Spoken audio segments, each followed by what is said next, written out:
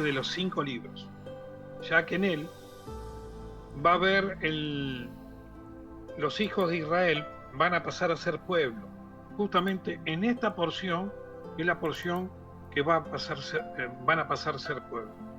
Los hijos de Israel, como hemos visto hasta ahora, salidos de los lomos de Jacob, descienden hacia Egipto, con Yosef vivo, lo ponen en la tierra de Goshen, son prosperados en gran manera, hasta que Yosef finalmente muere, y se levanta un faraón que dice que no conocía a Yosef, eso es decir, no tener relación con Yosef. Desde ya lo conocían, sabían quién era. Y esta persona comienza a atentar contra la descendencia del pueblo de Israel, lo que va a ser Israel. Entonces, él va a inventar un plan, y ese plan va a consistir justamente en poder esclavizarlos, y lo va a hacer a través de, justamente lo va a hacer a través de la codicia, aunque le parezca mentira, ¿sí? Porque somos codiciosos. Entonces, en este tema de la codicia, él va a hacer unas ciudades de almacenaje, ciudades bóvedas, por así decirlo, para guardar todo el oro y todo lo que había, toda la bendición que había traído Yosef. Y justamente allí se presentan 11 de las 12 tribus y van a, por así decirlo, van a ganar un contrato de hacer estas 2 ciudades, Ramsés y creo que era la otra, Pitón, creo que era, pero los termina engañando. Y es muy importante entender que los engañó, ¿sí? Porque hoy vamos a ver medida por medida por los cuales ellos fueron engañados, y van a ver que justamente van a devolver este tema, y en ese engaño van a caer bajo la tentación del diablo, que es la codicia, y van a ser subjugados o subyugados por este faraón, el cual va a traer sobre ellos una opresión, la cual va a terminar en la esclavitud de los hijos de Israel. Entonces, en el nivel Sod, que es el 4.º nivel que venimos viendo, los sabios interpretan que todo esto que está pasando no es otra cosa que el descenso de las almas, porque dice, estos son las almas que descienden salida de los lomos de Jacob. Y como dijimos, hasta el día de hoy siguen descendiendo almas de los lomos de Jacob, las almas siguen naciendo, las personas siguen naciendo, y las personas venimos a este mundo justamente a poder crecer. Nos olvidamos quiénes somos y caemos en esta misma tentación. La palabra dice, si alguno es vencido por alguien, es hecho esclavo de aquel que le venció.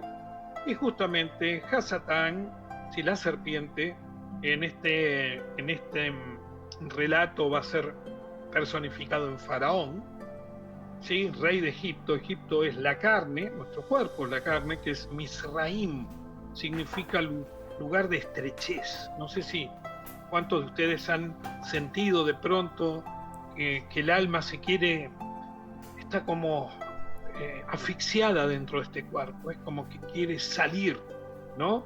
Y justamente es porque está el alma, nuestras almas están en este lugar de estrechez, este lugar de opresión, esclavizadas bajo un faraón, y este faraón no es otra cosa que nuestro propio ego, ¿sí? Y este faraón continuamente nos tiene trabajando de un lado para el otro, trabajosos y esclavizados. Y todo esto de las plagas, que ya lo hemos explicado, pero lo volvemos a hacer, las plagas, lo que fue traducido como las plagas en la Biblia, cristianas, por así decirlo, en el hebreo dice Maká, con K, M-A-K-A, Maká. Eso significa golpe. Y Makot significa golpes. Entonces, ¿quién es quien nos da los golpes? Porque las plagas son para Egipto, no son para Israel. Para Egipto son las plagas, ¿sí?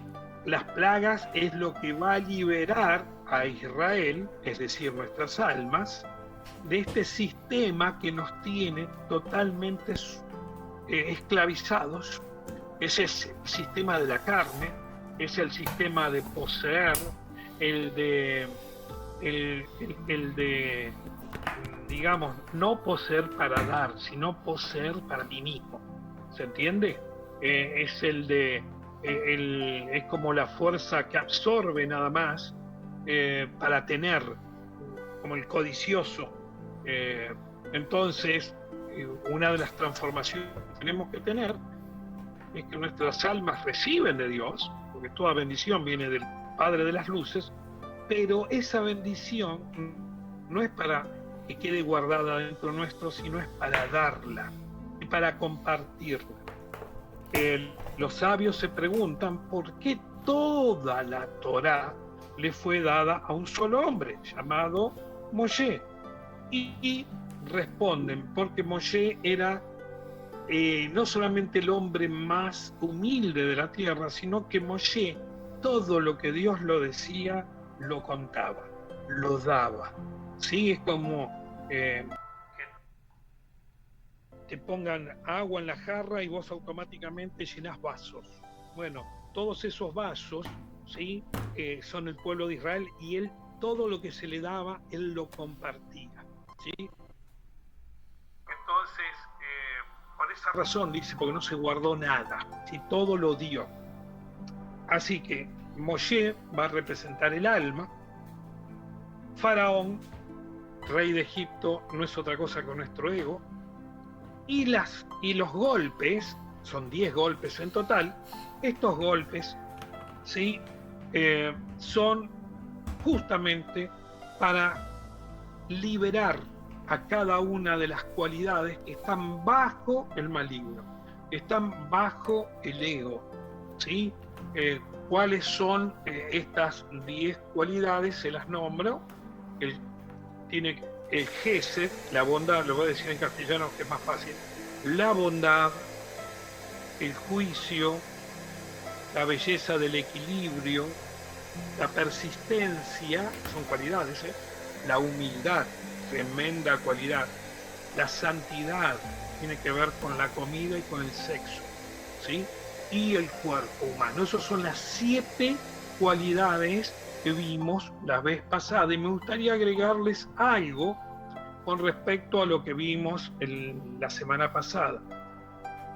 Una de las cosas que dijimos, que vean ustedes cada una de esas cualidades, figúrensela para hacerlo más sencillo, como si fuera una fruta, en este caso una nuez. Son 7 nueces, ¿está bien? La nuez, hay 2 posibilidades de que el fruto rompa la cáscara. O si está maduro, en algunos casos puede, muy especiales, romper de adentro hacia afuera, pero la mayoría de las veces necesita un golpe externo para romper esa cáscara. Esa cáscara fue fabricada por nuestro ego. Esa cáscara se le llama clipot, ¿sí? O clipá es cáscara en singular, clipot es cáscara en plural. Entonces, cada una de esas cáscaras fue fabricada por nuestro ego. Creo que fue anoche, ya me perdí el día. Creo que fue anoche cuando la hermana Miriam habló de la circuncisión del corazón. ¿Sí? En un momento ella habló de la circuncisión del corazón. Esa circuncisión del corazón es circuncidar esa cáscara. ¿Sí?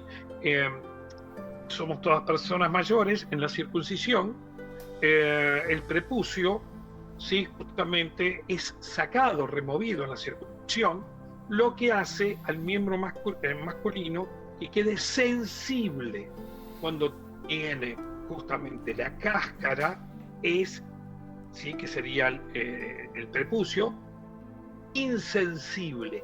Cuando es quitada el prepucio, el miembro se convierte en sensible. ¿Qué significa circuncisión del corazón? Tengo una cáscara tan dura creada por que no me importa mi prójimo. ¿Sí? Cuando se quita se circuncida el corazón, se le quita el prepucio al corazón o se le rompe, otra forma de decirlo, la cáscara de impureza al corazón, la persona queda corazón abierto, por así decirlo, totalmente sensible, y ahora puedo ver la necesidad de mi prójimo.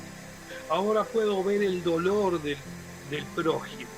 ¿Sí? Mientras está la cáscara, hermano, mientras está el prepucio, ¿sí?, si lo vemos de esa forma, la persona, la cualidad la tiene insensible. Su bondad, insensible. ¿Se entiende? Entonces, vamos a hablar de la bondad nada más. Esto de la porción pasada, hermano. La hermana Francesca. Perfecto. La hermana Francesca fue entonces la que habló de la circuncisión del corazón. Me equivoco. Gracias, Miriam. Entonces, vamos a hablar nada más. Esto es algo para poder conectar las dos porciones, ¿sí? La de la pasada y esta porción.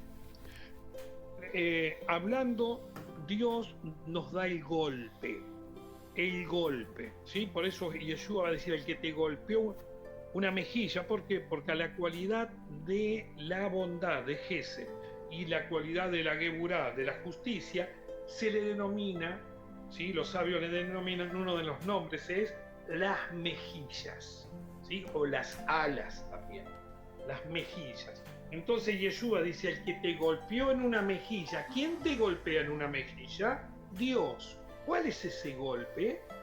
Ese golpe es una circunstancia que nos acontece para demostrarnos que nuestra bondad no era buena, ¿sí? Era una bondad fingida, ¿sí? Era un amor fingido. Entonces, cuando la circunstancia demuestra que mi amor o mi bondad es fingida, es donde yo me doy cuenta, digo: caramba, gracias a Dios por esta circunstancia. Yo pensé que tenía un amor verdadero y resulta que mi amor era fingido, no era verdadero, ¿sí? Por eso dice: al que te golpeó en una mejilla, la bondad, dale la otra, la justicia, para que también te la rectifique. Entonces, ¿entienden, hermanos, lo que es el golpe? El golpe es la circunstancia. Siempre esa circunstancia no es un castigo. Esa circunstancia es un acto de bondad y de amor de Dios, que llega a nosotros hasta como una injusticia. Lo vemos como injusto. ¿Por qué a mí siempre me pasa lo mismo? ¿Y por qué te pasará siempre lo mismo? ¿Qué no te pusiste a meditar por qué o para qué te pasa siempre lo mismo? ¿De qué Dios te quiere hablar con todo esto? Entonces, hablando de la bondad, esta cualidad llamada Gesed, la bondad, está asociada con el agua, porque el agua da vida. Y en la primera, nada más que en la primera de los golpes o de las plagas, el agua se convierte en sangre. ¿Se dieron cuenta? ¿Sí? La bondad se convierte en muerte, o la bondad se convierte en juicio. ¿Qué significa esto? Vamos a explicarlo y así vean a cada una de las cualidades y se van a dar cuenta por qué son tan beneficiosos estos golpes de Dios. Cuando Dios nos da, ¿sí?, ese golpe para mostrarnos que nuestra cualidad no es tan buena como nosotros pensábamos, si mi alma lo acepta, si mi alma está en control y acepta esa circunstancia, la medita, digo: ahora me doy cuenta que no era, que yo no, la bondad que yo tenía como dije antes, era fingida, no era verdadera, ¿sí?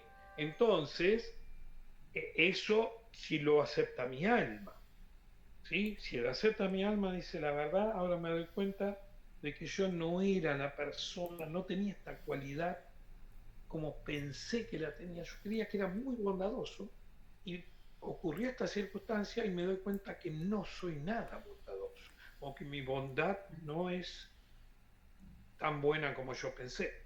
Perfecto. ¿Qué otra posibilidad tenemos? Que ante ese golpe esté en comando en ese momento mi ego. Mi ego está en comando. Entonces viene esa circunstancia y yo digo, esto no es de Dios, esto es del diablo. Un ejemplo, ya que venimos casi todos del mundo cristiano evangélico, ¿sí? Esto no es de Dios, esto es del diablo. Ah, sí, que te lo hizo el diablo. Mira vos, qué lindo, ¿no? Yo no lo acepto, yo no lo acepto. Automáticamente eso que fue bondad, agua, el agua se va a convertir en juicio, ¿sí? Y yo mismo no voy a aceptar eso, sino que voy a luchar contra eso. Y en esa lucha, en la no aceptación mía a la circunstancia, es donde me voy a empezar a lastimar. Y me voy a lastimar y no hay forma de salir de ese lugar. ¿Sí? Y voy a estar cada día más loco, cada día más desequilibrado, porque no lo acepto. ¿Cómo me puedo pasar esto? No lo acepto, no lo acepto, no lo acepto, no lo acepto. ¿Sí? ¿Por qué no lo acepto? Porque mi vida está en control de mi ego, no de mi alma. ¿Se entendió, hermanos? ¿Se entendió eso? Sí, Sí, hermano, sí, perfecto. sí, sí, sí, Muy sí, bien. sí, se entendió. ¿Se entiende? Todo es bondad de Dios, pero mi rechazo a la bondad de Dios, automáticamente esa bondad cambia a juicio. Por eso el agua se convierte en sangre y todo lo que está en esa circunstancia se va a morir. Los peces que estaban en esa bondad se mueren. ¿Se entiende? Todo, si el agua, imagínense el agua se torna en sangre, ya no hay vida ahí. Pero esa es la fuerza del rechazo del ego, la ira del ego, la bronca, el odio, ¿sí? Que viene como resultado de esa no aceptación, de no querer meditar, de no poder entender las cosas. Muy bien. Entonces, las 7 cualidades de la porción anterior, y voy a leer algo, tengo mucho para leer, pero quiero sintetizarlo a la vez, así que realmente el Señor, como pidió el hermano Neri, pueda hacerse esta clase más práctica, ¿no? Esta para allá se llama Bo, ¿sí? Y forma parte de las primeras 6 porciones del llamado al arrepentimiento. Esta porción es tan importante, esta porción llamada Bo, es la más importante de toda la Torá, ya que cuenta el impresionante suceso histórico de la independencia del pueblo de Israel en su salida de Egipto. Tomen a Egipto como mi carne, el control de la materia sobre lo espiritual, ¿sí? Sobre el alma. Tan importante es esta porción que según nuestros sabios la Biblia debería comenzar en esta porción, ya que en ella se inician los 613 mandamientos que caracterizan justamente, dice el judaísmo. Esto es un comentario de Rashi, ¿sí? Entonces, el principio de la porción trata de las 3 últimas plagas, golpes, cuya culminación es la muerte, da como conclusión la salida de Egipto, ¿sí? Porque las plagas son para Egipto, ¿se entiende? La base de toda la fe judía. Los sucesos narrados en esta porción sucedieron en los meses de Adar y Nisan del año 2400 448 desde la creación. Los temas tratados en esta porción: la impresionante octava plaga, la de la langosta, la cual arrasó a Egipto al exterminar lo último que quedaba en los campos. En esta plaga, Faraón, por presión de los egipcios, de sus consejeros, accede a mandarlos, pero sin las mujeres y los niños. Todo esto lo vamos a ver. La penúltima plaga, llamada Hoshech, es decir, oscuridad, la cual deja paralizado a los egipcios por 3 días, contienen unos mensajes eternos para el resto de la historia del pueblo de Israel en la diáspora, que es donde se encuentra ahora. En esta plaga, Faraón accede a mandar a Israel con sus hijos y mujeres, pero sin su ganado. Al negarse Moshe, se enfurece el faraón y le prohíbe la entrada al palacio real. Sí, él va a decir: nunca más verás mi rostro. En la 10ª plaga, llamado Macat Bejorot, la muerte de los primogénitos, en la cual Egipto se convierte en un caos social y familiar, culminando con la desesperación del faraón, quien a medianoche fue a buscar a Moshe y Aarón y pronuncia la frase tan esperada: levantaos y retiraos de mi país. Cuarto punto: en esta porción se establece por primera vez el calendario del pueblo de Israel y se consagra el mes de Nisan a partir de aquí como el primero y el jefe de todos los meses. Hasta ahí lo que se festejaba era el 7º mes, porque era la creación, ¿sí?, del ser humano sobre la tierra. O sea, el 7º mes, el mes de Tishri, es la creación del mundo. ¿Sí? Por eso el día primero de Tishri es justamente el juicio sobre toda la humanidad, porque en ese día fueron justamente el mismo día que fueron creados Adán y Eva, en ese mismo día pecaron, ¿sí?, y fueron enjuiciados. Por eso cada primero del mes séptimo es el día del juicio sobre toda la humanidad.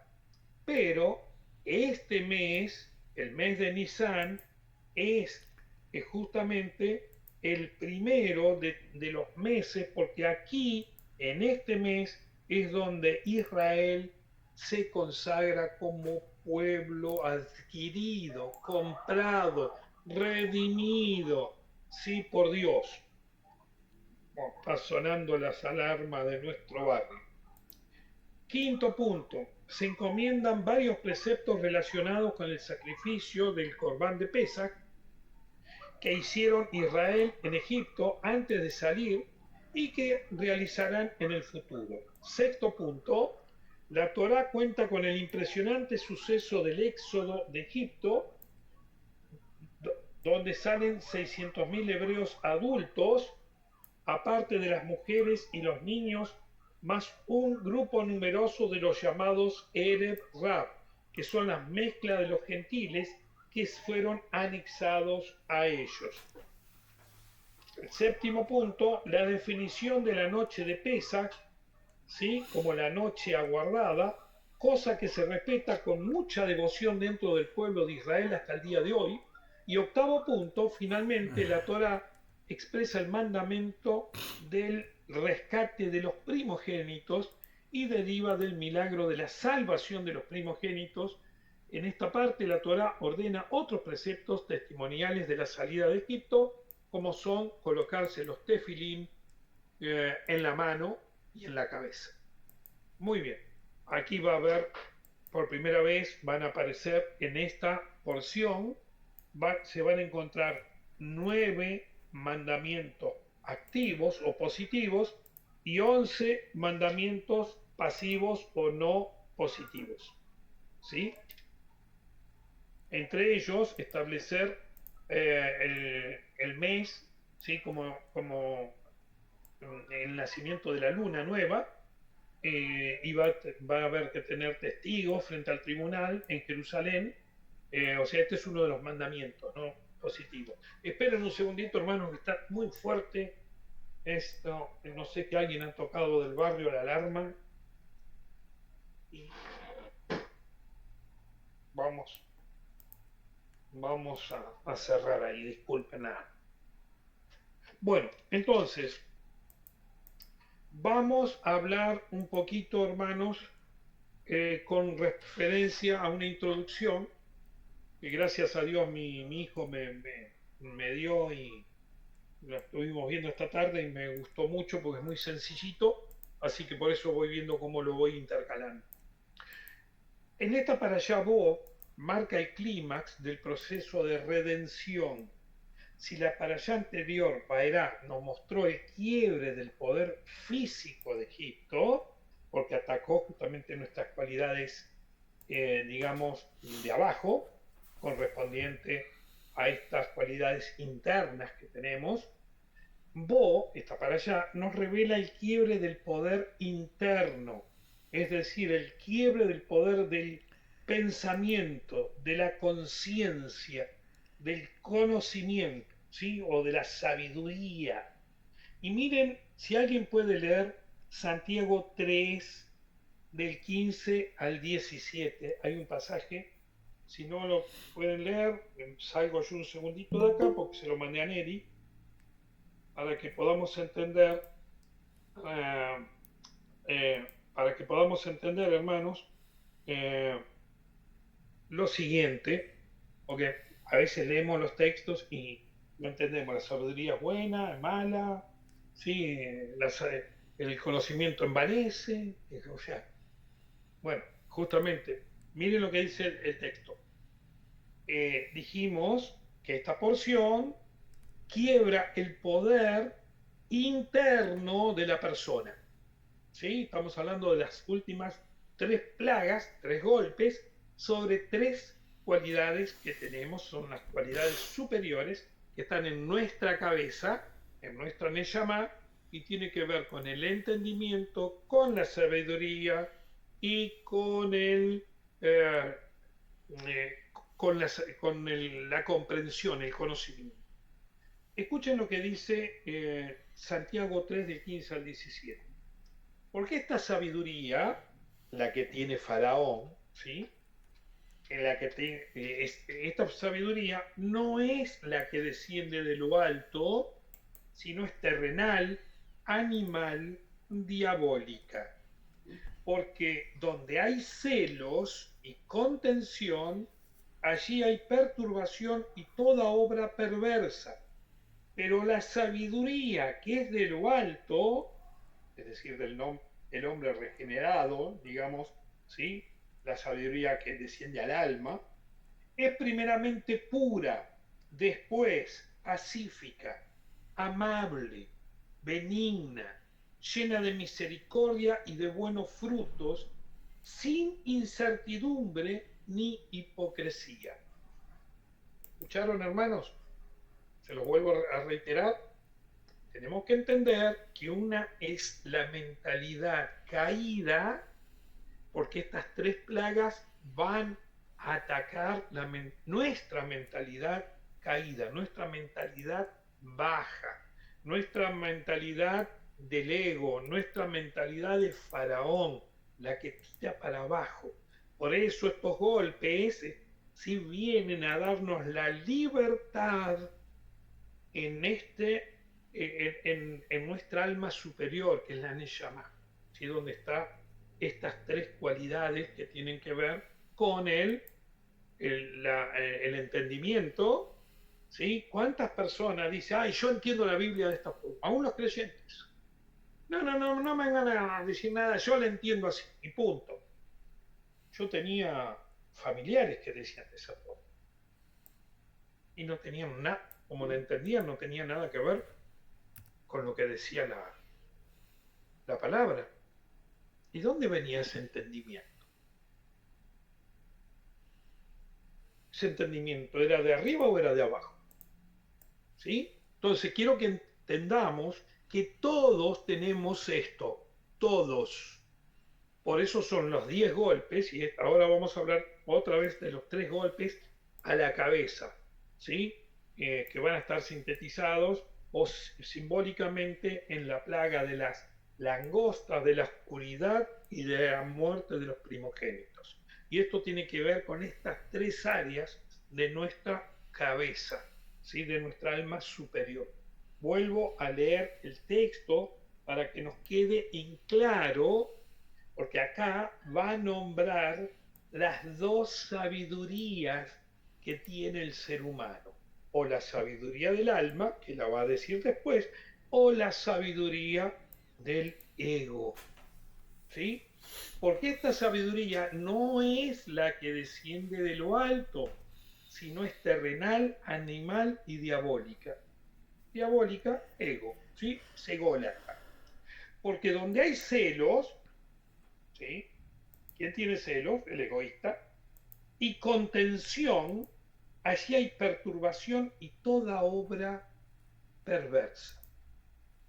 Pero la sabiduría que es de lo alto, ¿sí? La que está en el alma, no en el ego, es primeramente pura, o sea que no hay celos, no tiene contención, no tiene obras perversas, ¿sí? No tiene celos ni envidias. Entonces esta sabiduría es pura.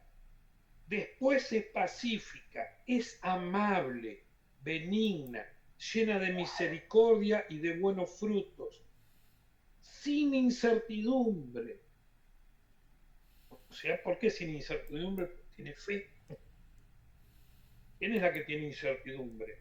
Si yo tengo incertidumbre, hermanos, y me tengo que analizar a mí mismo, tengo miedo porque tengo incertidumbre. ¿Quién está dominando en mí? ¿Mi alma o mi ego? Es sencillo. Si yo tengo envidia, ¿quién está dominando en mí? ¿Mi alma o mi ego? Si yo tengo bronca, odio, rencor, falta de perdón, ¿quién está dominando en mí? ¿Mi alma o mi ego? Y Yeshua fue bien claro, por los frutos se conoce el árbol.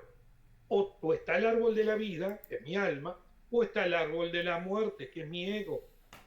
¿Acaso Yeshua no dijo que el ego, sí, que el enemigo, que el diablo vino para matar, hurtar y destruir? Ese es el árbol malo, ese es mi ego. Esa es la obra que tiene que hacer él.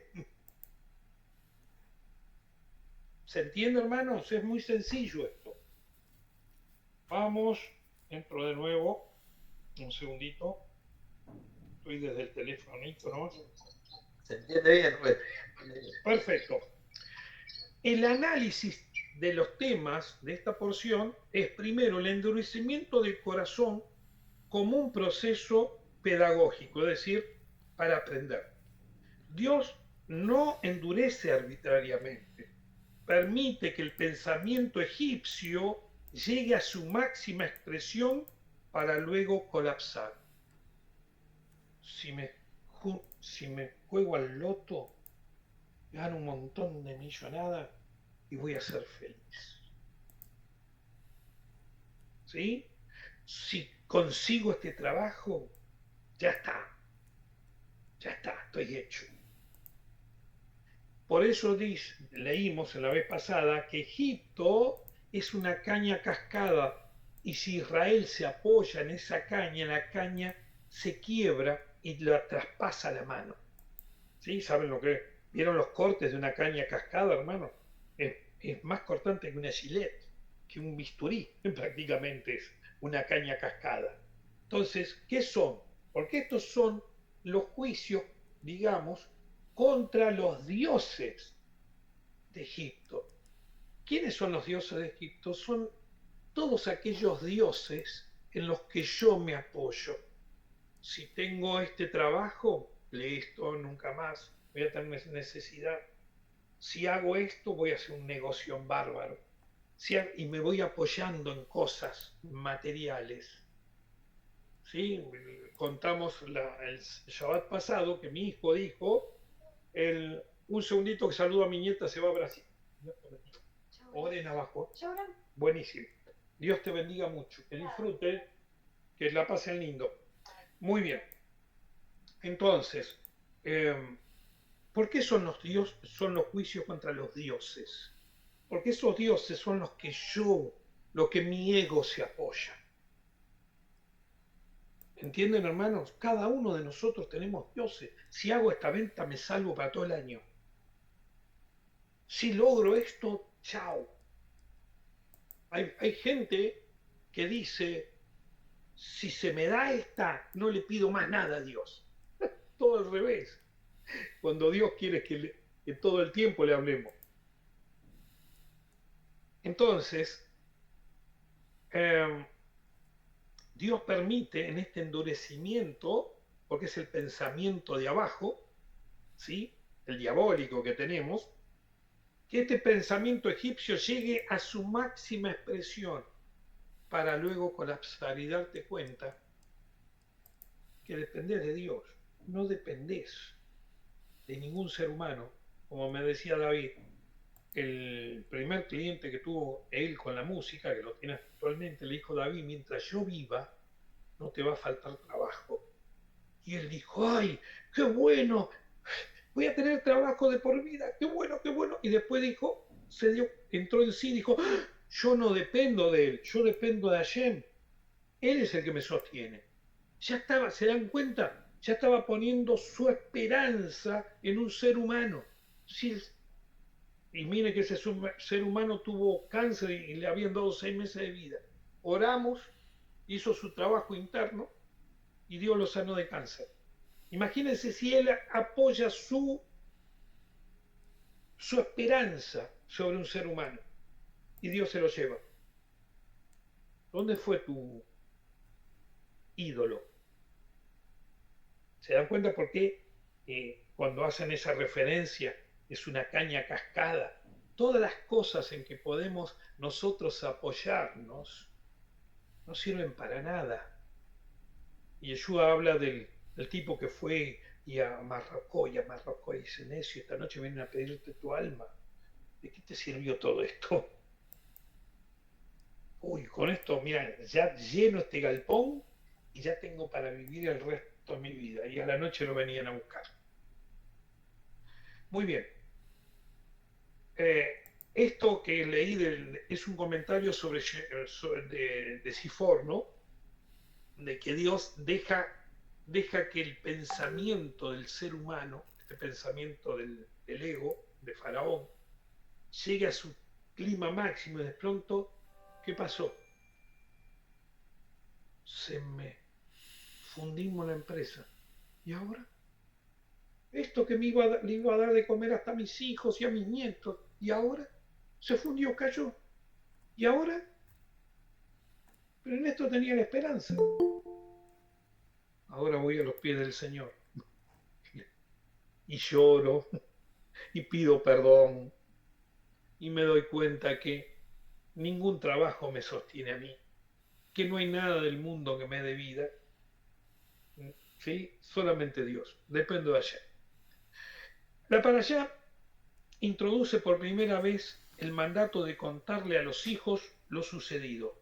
Me gustó mucho esto, porque esto se encuentra justamente en el 10.2, donde dice: y para que cuentes eh, ante los oídos de tu hijo y el hijo de tu hijo los milagros, ¿sí?, que hice burlándome de Egipto. ¿Sí? Entonces, la redención no se completa hasta que es narrada. Escuchen esto que interesante. La redención de la persona no se completa hasta que es narrada. Lucas 9:39, Yeshua dice: vuélvete a tu casa y cuenta cuán grandes cosas ha hecho Dios contigo. Cuando transmitimos. Por eso es que el Evangelio se predica por testimonio. ¿Sí? Las buenas noticias se predican por testimonio. ¿Por qué? Porque cada vez que testifico, me incentivo a mí mismo. Si Dios en ese momento tan duro, si Dios me sanó de cáncer, ¿sí? Si Dios me sanó de cáncer, no me va a sanar de una uña encarnada. Un ejemplo, ¿no? Si Dios me salvó esa vez, y cuando uno lo cuenta y lo relata, y lo relata, y lo relata, engrandece el nombre de Dios y al mismo tiempo uno se inflama de fe, de muná, ¿sí? Entendiendo esto.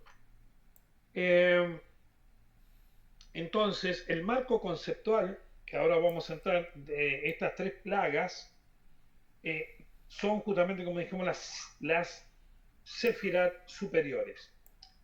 La división de 7 más 3 plagas es clásica en la tradición judía. En la tradición judía reconoce una división clara de las primeras 7 plagas y las últimas 3. Explicación. En el Zohar 2, 36a y 38b explica que las primeras 7 plagas corresponden al mundo de la acción y de las emociones, es decir, las cualidades o las sefirot inferiores, mientras que las últimas 3 afectan las facultades mentales llamadas en hebreo mohim. El Maharal de Praga, en Geburot Hashem capítulo 57, enseña que la redención no es completa hasta que se libera también el pensamiento. ¿Escucharon, hermanos? ¿Sí? Esto tiene que ver, hermanos, con sacar a Egipto de mi cabeza, de mi pensamiento. ¿Vieron cuando dice Dios los sacó de Egipto, pero Egipto no salió de dentro de ellos? Justamente el Maharal dice, la redención no es completa hasta que se libera también el pensamiento. ¿Por qué? Porque tenemos otra vez el pensamiento del ego, este pensamiento caído, que cree que se salva en este mundo teniendo cosas. Yo siempre digo, pobre Maradona, ¿quién era más famoso que él? Era más conocido que el Papa. ¿Quién tenía tanta plata como él? Tanta fama. Sin embargo, estaba destruido. ¿Sí? Su pensamiento, ¿en qué estaba? ¿En qué estaba su pensamiento? En el consumo, autodestrucción. Y esto tiene que ver porque el ego dominaba. Si ustedes escuchan videos, escuchan hablar, como hablaba, se dan cuenta de lo que era el ego.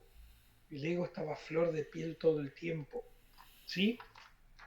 Por estas tres plagas, por eso estas tres plagas están asociadas a estas tres cualidades: Binah, Jochma y Keter, las cuales son las sefirot superiores.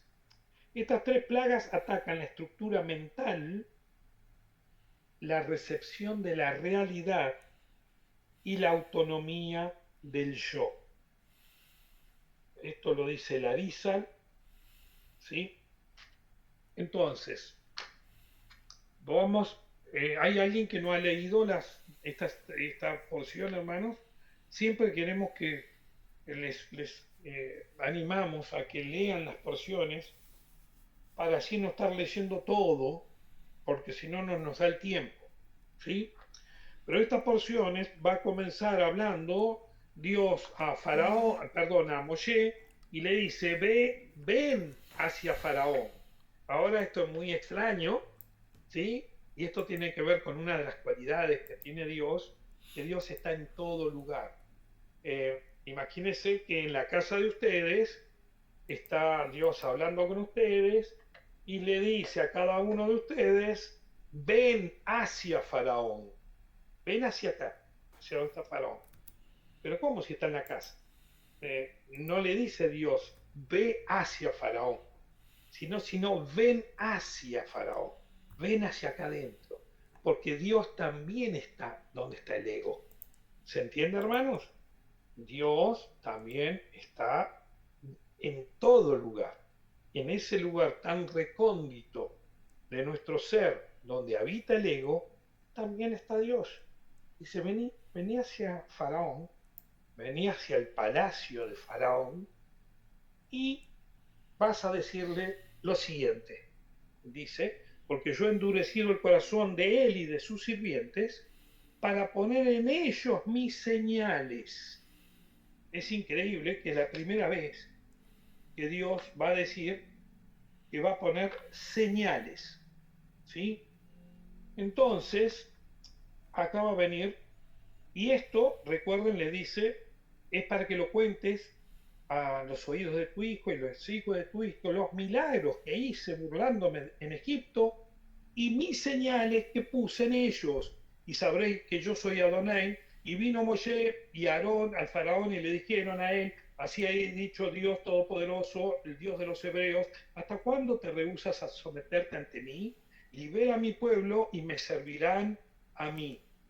¿Sí? Hay un comentario de Rashi que me gusta mucho que dice que Dios le está diciendo a Faraón, ¿hasta cuándo dejarás de ser soberbio y comenzarás a ser humilde ante mí?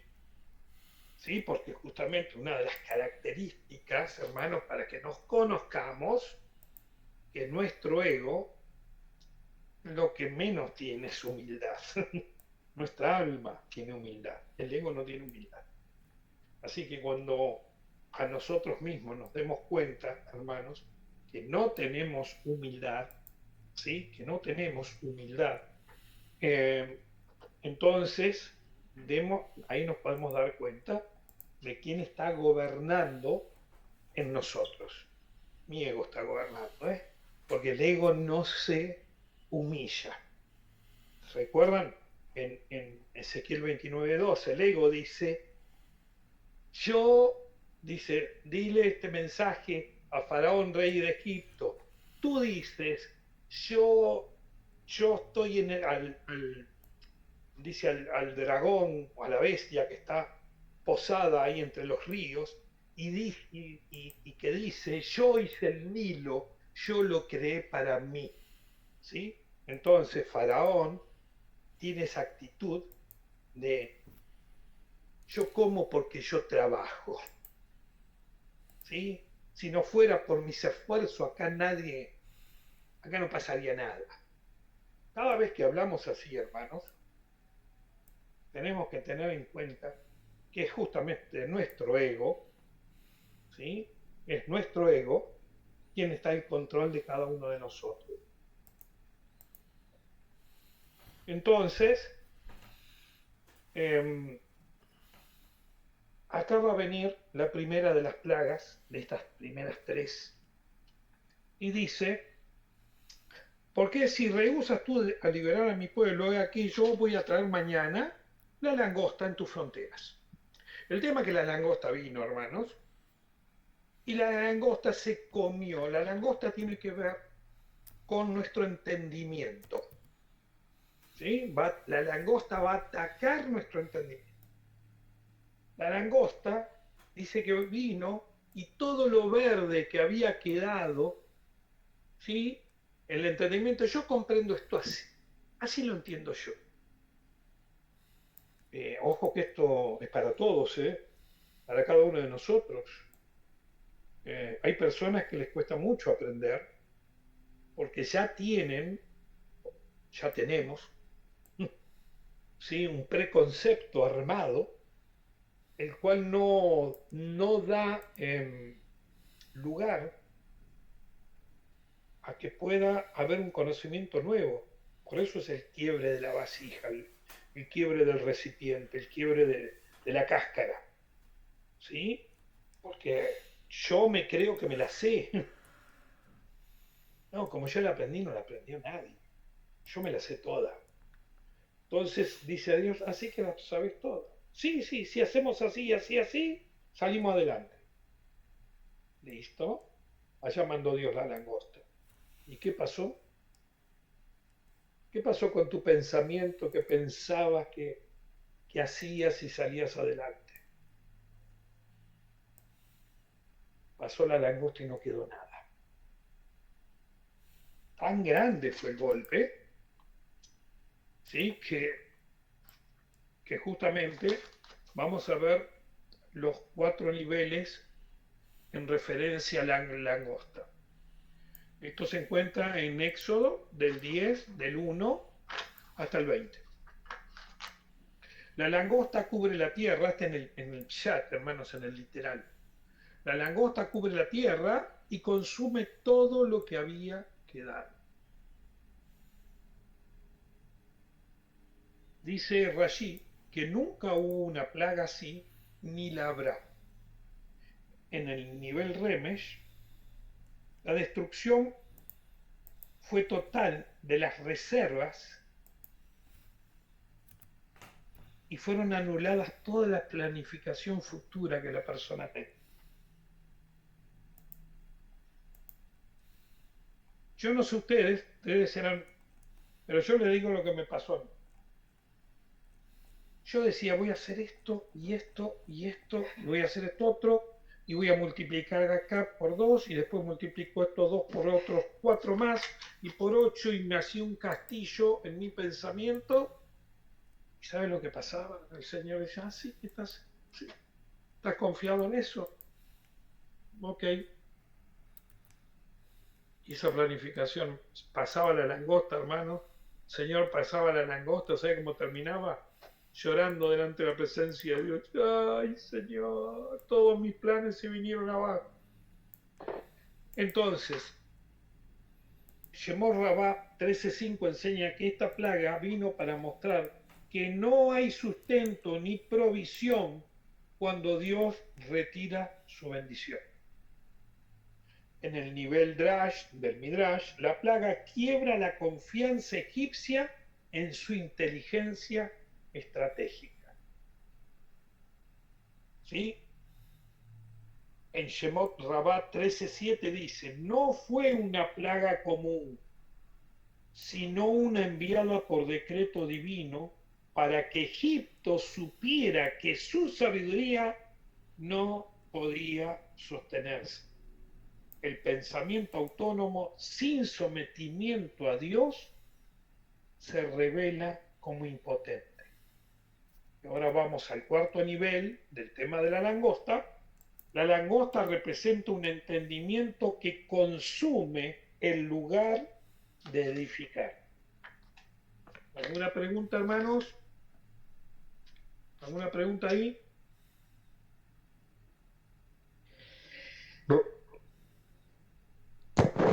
Rubén. Sí, Diego. Sí, entonces uno planifica, uno quiere hacer cosas, que creo que Sí, tampoco está mal. Entonces, ¿cómo es el equilibrio ese? ¿No? Porque uno claro, tiene pero sueños, proyectos, quiere hacer cosas para seguir creciendo, progresando, pero ¿cuál claro, es el pero equilibrio en eso? ¿se la entregaste a Dios? Yo sí, mis sueños, todo, sí. Bueno, bueno, justamente ahí está el tema. ¿Vieron que el Señor, eh, a ver, yo tenía un pastor que falleció que dice, Señor, que sea tu voluntad, pero yo me quiero casar con María. ¿Sí? Entregar la voluntad, que de eso se trata justamente estas tres plagas superiores, es sumamente difícil. Entender que si Dios quiere, puede hacer lo que vos pedís. Y si Dios no quiere, no lo hace. Y si Dios no quiere, esto lo vemos, hermanos, en el Getsemaní. Tal Yeshua, igual. claro, Yeshua dice, Señor, no quiero tomar esta copa, pero que no se haga mi voluntad, sino tu voluntad. ¿Y cuál fue la voluntad de Dios? ¿Que la tomara o que no la tomara? Desde ya, Que que la la tomar. tomara. Exactamente. ¿Y cuál era la voluntad de Yeshua? No, no tomarla. Exactamente. ¿Se entiende? Sí. Estamos hablando de un ser que no tenía pecado y que yo estoy lleno de pecado. ¿Está bien? Ok, ok. Bueno, bueno, escuchen. En la explicación de Zohar 38a enseña que cuando Binah, que es el entendimiento, se separa de la sabiduría divina, se vuelve un juicio devorador. Por eso el tema de la langosta, que devora, ¿sí? Likutei Torah, en la Parashá Bo, explica que Binah, es decir, el entendimiento, sin la sabiduría multiplica sin orden. Egipto pierde el equilibrio del pensamiento. En el Nuevo Testamento, en Apocalipsis 9, las langostas vienen como símbolo de colapso espiritual del pensamiento autónomo. ¿Sí? Que es justamente lo que estamos tratando. Es el pensamiento mío. ¿Qué pensamiento tengo?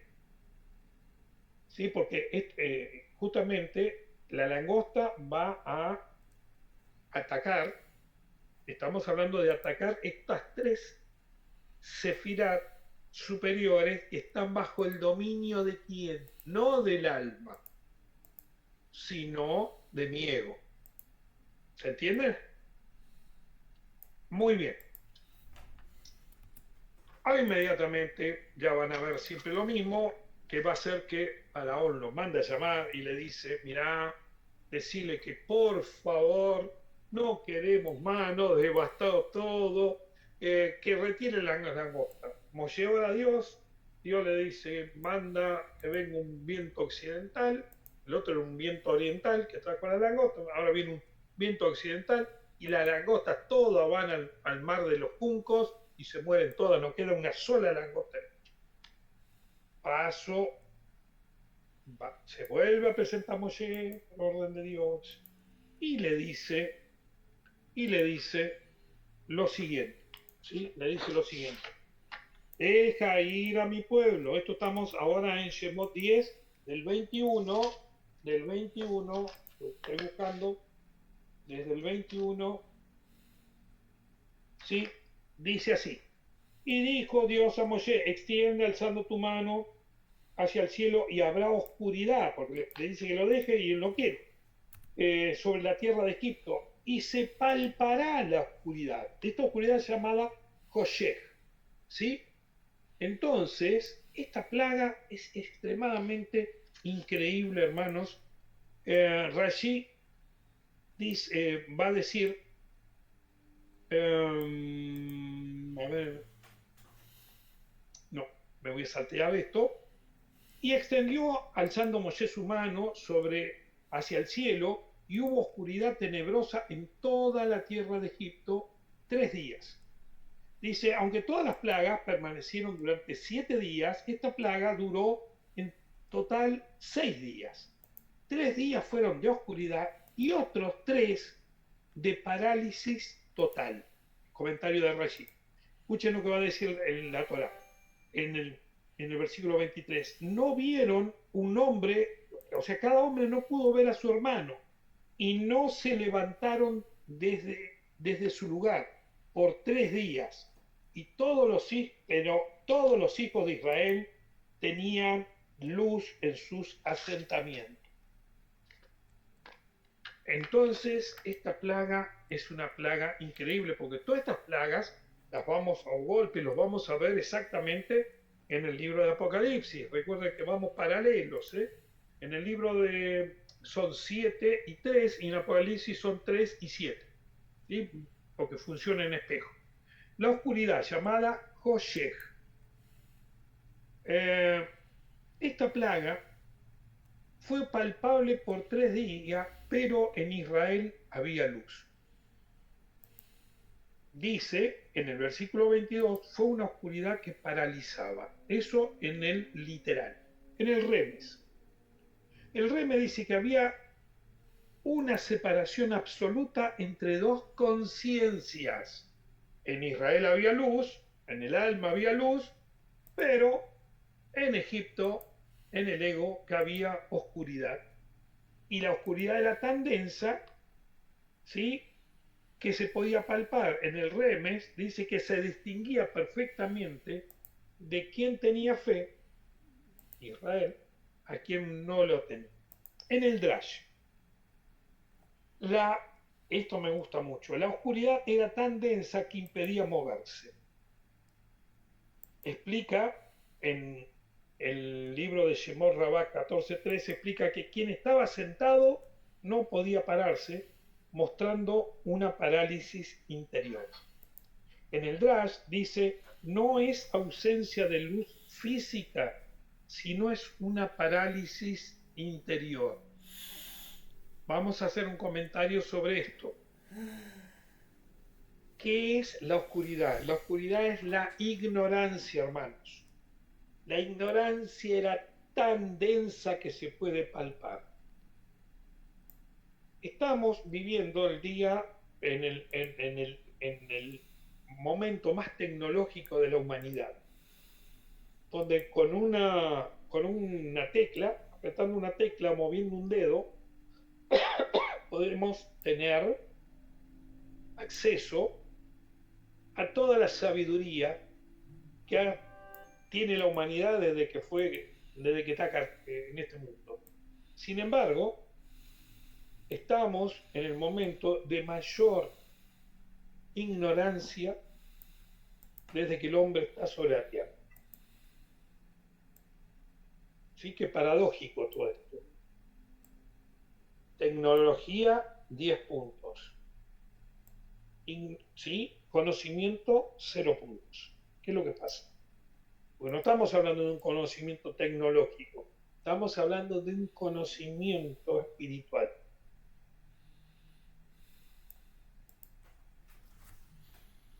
Se escucha siempre una frase: ¿dónde está Dios? Si Dios existiera, no habría esto. No, la gente no puede ver la mano de Dios en ningún lado. Pero los hijos de Dios ven la mano de Dios en todos lados. Vi una persona que iba con un montón de dinero y le decía a un anciano: te doy todo este dinero si me demostrás dónde está Dios en este momento. El anciano le contesta: te doy el doble de eso si me demostrás dónde Dios no está en este momento. Buenísima la reflexión. Uno, te doy este dinero si me demostrás dónde está Dios ahora. Te doy el doble si me demostrás dónde no está. Porque Dios está en todos lados. O sea, los hijos de Dios los vemos en todos lados. Esto, lo que me sucede por voluntad divina. Fui para allá, se me pinchó la rueda. Uy, qué cosa. Cambio. Acto seguido, mirá el accidente que hubo por donde podía haber pasado yo, si no me pasaba esto. De la que me libró el Señor. Gracias, Señor, porque vos estuviste en todo esto.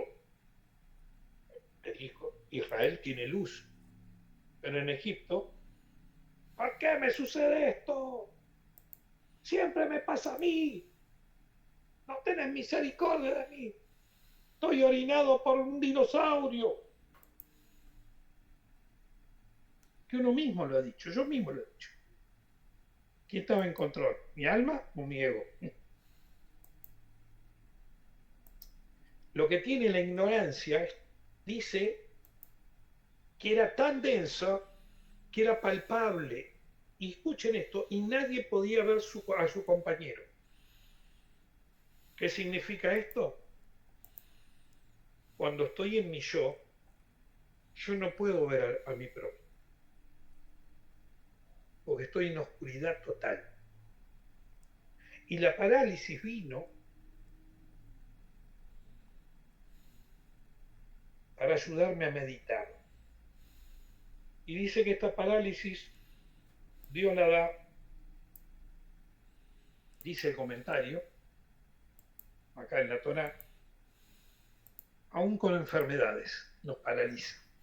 Cuando a mí me agarró este cáncer, que me tiró a la cama 3 meses, medité como nunca, hermanos. Oré como nunca. Y ya enseñaba Torá hace años. Y vi mis errores como nunca. Y tuve que corregir errores como nunca.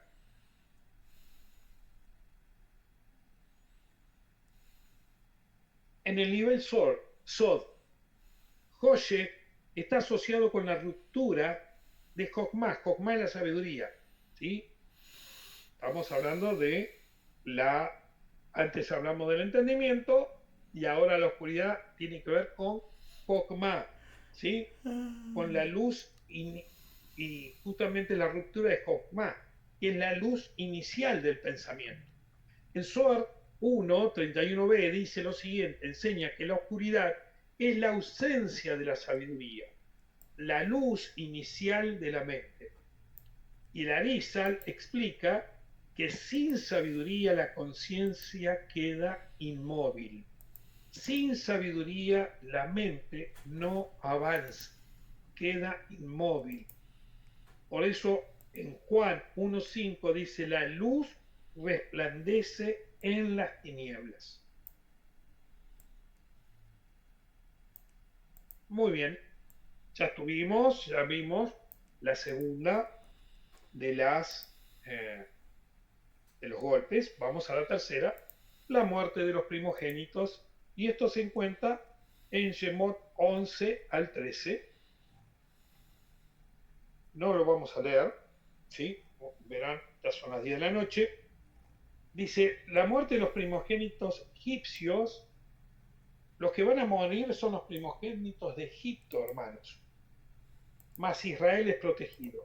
Según el Ramban, con N, sobre Shemot 12, este es un juicio directo de Hashem sin intermediarios. Eso en el literal. En el Remesh es un golpe directo al principio de la continuidad e identidad egipcia. Está buenísimo esto, ¿eh? Otra vez, es un golpe directo, la muerte del primogénito, a la continuidad e identidad egipcia que vive en mí. En Shemot Rabbah 18.2 explica que el primogénito representa la fuerza y el futuro de Egipto.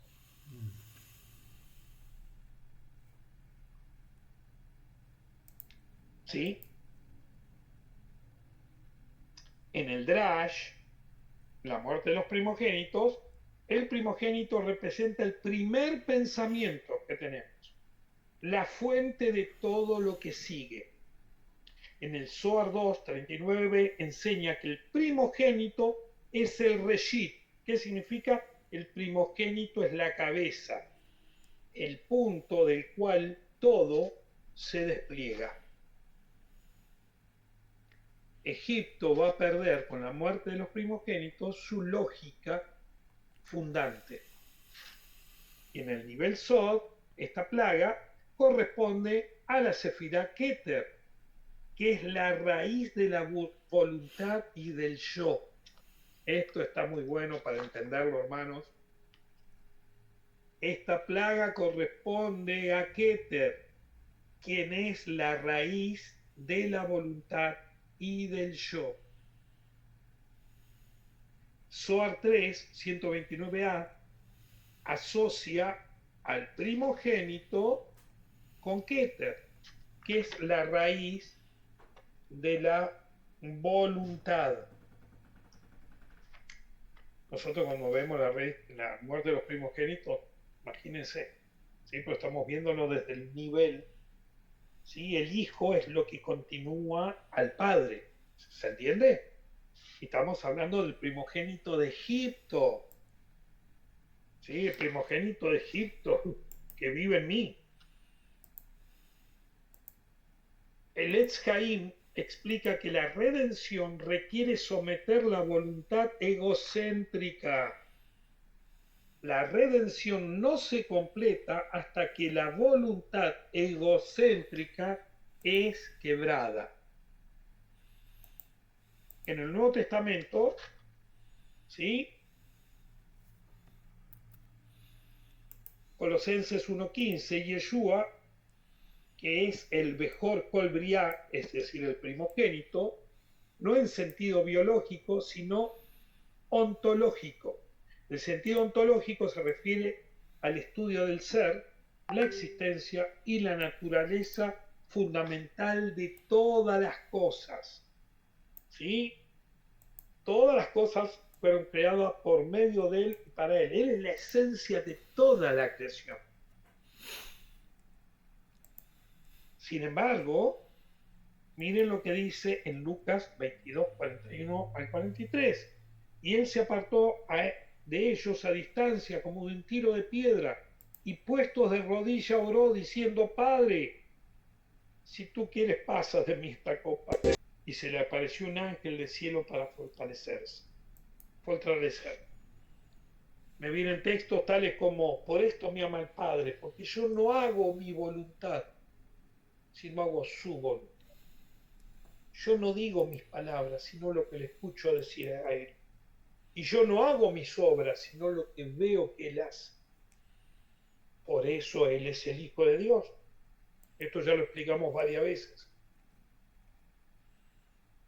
¿Entendemos lo que es la muerte del primogénito, hermanos? La muerte de ese yo. Esto que es tan sencillo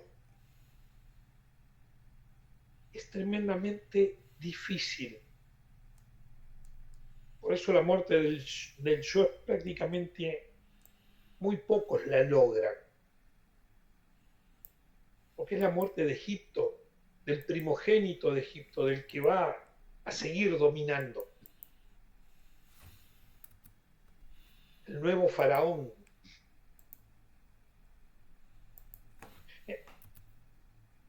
Entonces la síntesis espiritual, hermanos, para hacer una recorrida sencilla, fueron 3 plagas: la langosta, la oscuridad y la muerte de los primogénitos, y cada una corresponde a una sefirá: Biná, entendimiento; Jochma, iluminación o sabiduría; y Keter, que es donde está la voluntad de todas las cosas.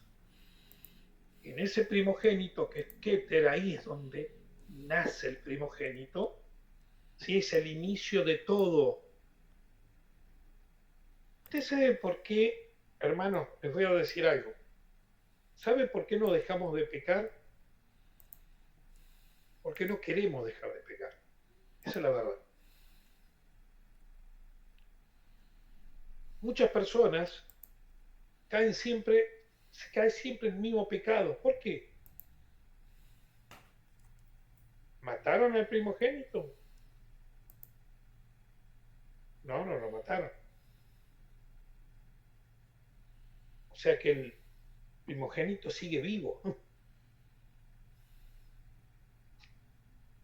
Egipto no solo se deja con los pies. Egipto se deja con una mente también renovada.